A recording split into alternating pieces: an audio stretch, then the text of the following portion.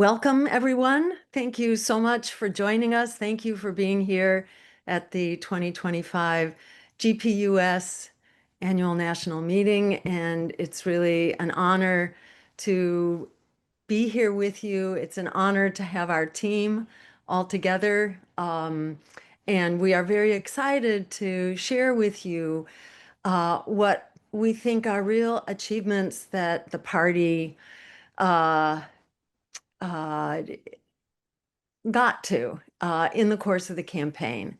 And one of the lessons of running presidential campaigns is that the campaign is only as good as the party is. And if there's one lesson to take away from it, it's that if we want a strong presidential campaign, if we want a strong campaign for any office, really, um, it really depends on our building a strong party right now. And that, if anything, is the bottom line, that in as much as our lives and our future depend on political change, they depend on challenging power and they depend on taking power. And we can only do that to the extent that we are building the power right now.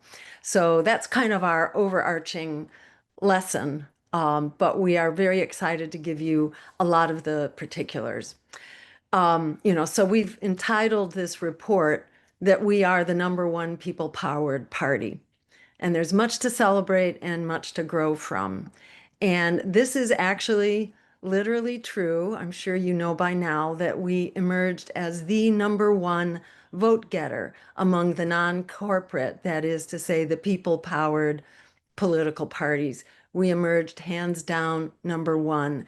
In fact, we received 5 times, that is 500%, uh, more votes than the next biggest non-corporate vote getter, which was PSL, the Party of Socialism and Liberation. We got 5 times as many votes as they did.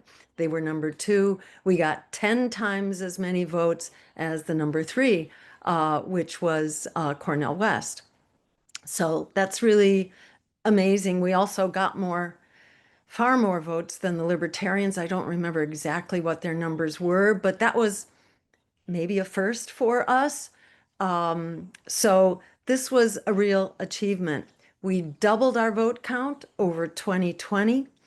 And perhaps most importantly, we provided the only anti-genocide, pro-worker, anti-fascist climate emergency campaign that was able to fight its way onto the ballot for a majority of voters and thereby be taken seriously as a real contender.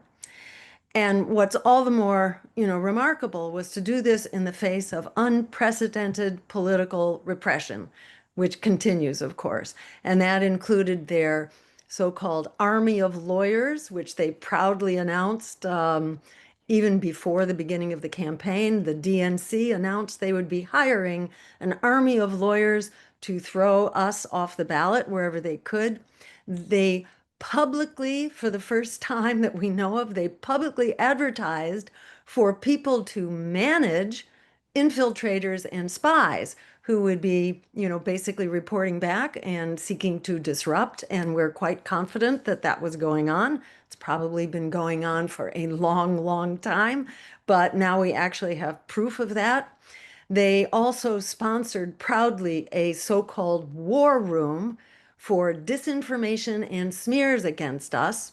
And they spent 10 times as much on their war room just to smear the campaign as the cost of our entire campaign.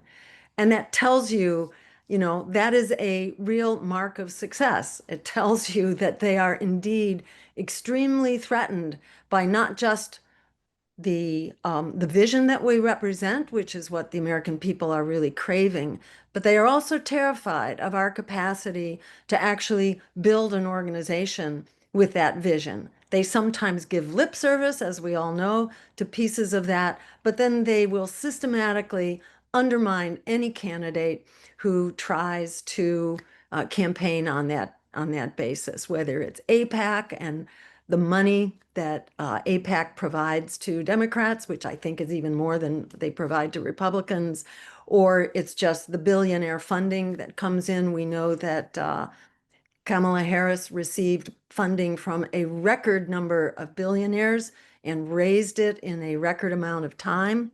On the other hand, Donald Trump raised 44% of all the money he raised came from 10 people. It tells you, what a system of incredible oligarchy it is that we are fighting. Well, in spite of their dollars, they are extremely threatened by what we represent. So, the race that we all ran together, I think really needs to be regarded as an absolutely unqualified and remarkable success, and everyone should be congratulated for it. And one of the lessons, as I mentioned, is that a campaign is only as strong as the party. And uh, I will just say that we have lots of good candidates. We have no shortage of good candidates. What we need is funding. And for that, we need strong fundraising starting now. We need strong communications, and kudos to the communications and the press committee. They are doing an excellent job, but they also need more staff support. And in particular on social media, we very much need a communications and social media director if we are going to be a part of the current electorate, which is getting younger all the time. And we need strong ballot access.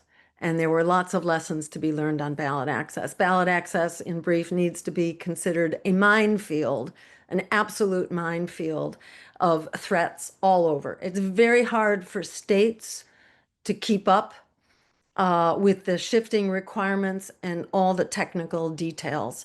So even though we rely a lot on the states need a lot of support. And I want to give a shout out to Rick Lass for doing an incredible, heroic work on ballot access, which he continues to do.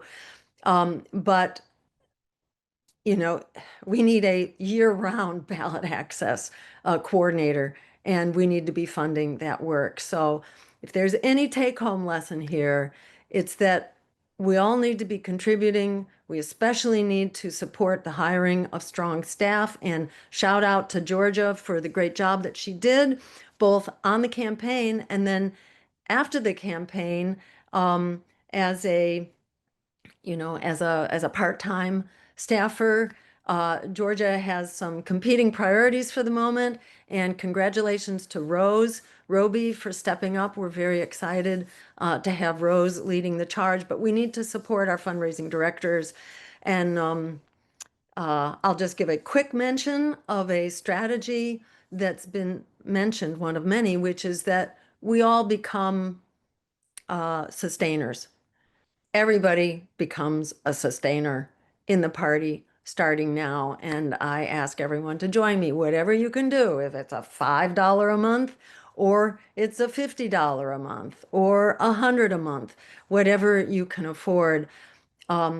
It's time for us to step up and really take not just our campaigns, but also the whole party seriously. It's only as good as we make it. We can all critique the party till the cows come home.